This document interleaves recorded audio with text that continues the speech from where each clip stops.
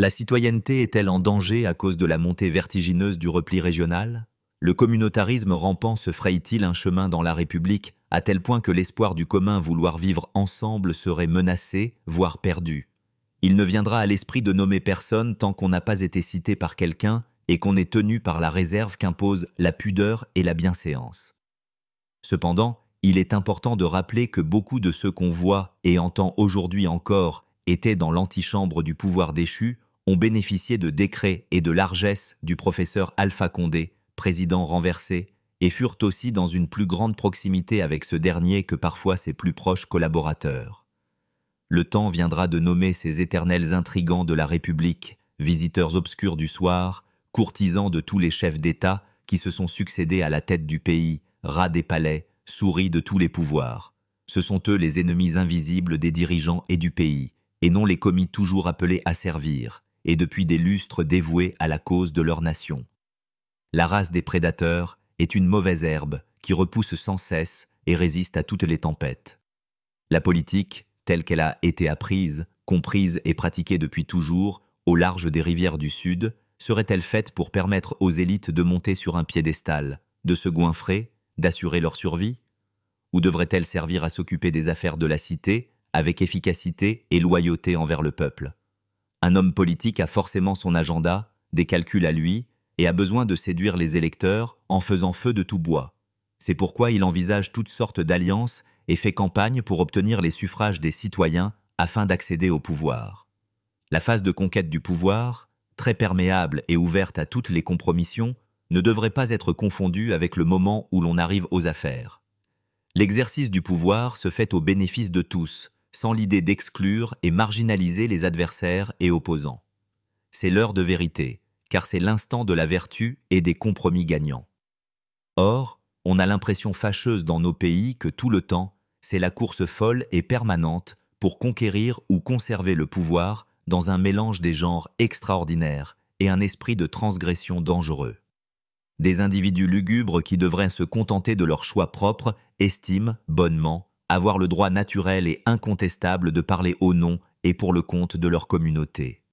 Tous ces prestidigitateurs qui reviennent au devant de la scène et font les yeux doux aux nouvelles autorités prétendent encore pouvoir diriger les consciences, orienter le vote de chacun. Ainsi, chacun se donne la mission d'aller et de mobiliser chez lui comme si l'élection n'était pas nationale et se déroulait dans chaque région, en particulier, ou qu'il faudrait cantonner tous dans leurs régions respectives. On n'est plus dans une compétition électorale nationale, mais se retrouve engoncé dans des luttes d'hégémonie ethnique. Une partition communautaire du pays, une régionalisation du militantisme, du séparatisme politique, de l'irrédentisme électoral, qui constituent des menaces plus réelles sur le pacte social et républicain, sur l'unité nationale que tout ce que l'on pourrait reprocher de mal aux politiques dans leurs discours et méthodes. La citoyenneté, à l'épreuve du repli communautaire. On se rassemble encore par région pour défendre des causes douteuses ou se constitue en syndicats ou encore en confréries, groupes de pression communautaire pour rafler des places, forcer la main au chef de l'État afin d'obtenir de lui sa part du gâteau. C'est désormais le sens ainsi que la finalité que l'on voudrait donner à l'idéologie politique, à l'engagement militant. Chaque voix devrait avoir un prix, chaque région aspire à une récompense pour ses suffrages. Ni la loi ne permet cela, encore moins le brassage entre toutes les composantes de la nation. Où est passé le projet national? Que fait-on de l'ordre républicain? C'est en sapant la cohésion sociale, en morcelant le pays en entités régionales bien distinctes, à des fins de propagande politique ou pour les besoins de mobilisation électorale, qu'on sera une nation, une et indivisible. Ce n'est plus l'unité dans la diversité qui est prônée, mais la nécessité pour chacun de voir midi devant sa porte, de faire chemin et équipe avec des gens de sa sorte. Alors que les populations sont bien intégrées, malgré les disparités politiques et le cliché électoral d'un vote sectaire dans le pays, qu'elles se confondent les unes aux autres, des cadres carriéristes et opportunistes veulent imposer encore que la région définisse chacun, que la communauté soit la référence pour tous. Ils ne se souviennent des leurs ou n'ont recours au terroir que lorsqu'ils courent derrière une nomination ou veulent renaître de leurs cendres après la disgrâce. Le reste du temps, ils ne pensent qu'à eux, à leur bien-être et à leurs conditions individuelles.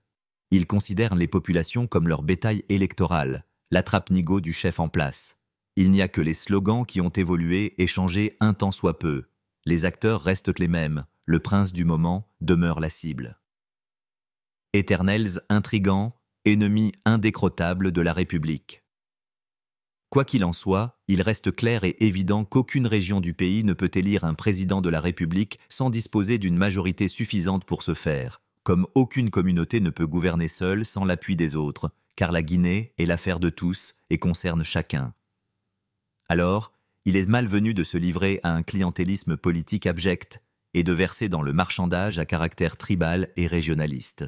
Si tel devait être le cas, ceux qui ont toujours eu la part belle se sentiront lésés, ceux auxquels il a toujours été réservé la portion congrue se verront écrasés par les autres, les majorités franches vont dominer pour longtemps les minorités voisines.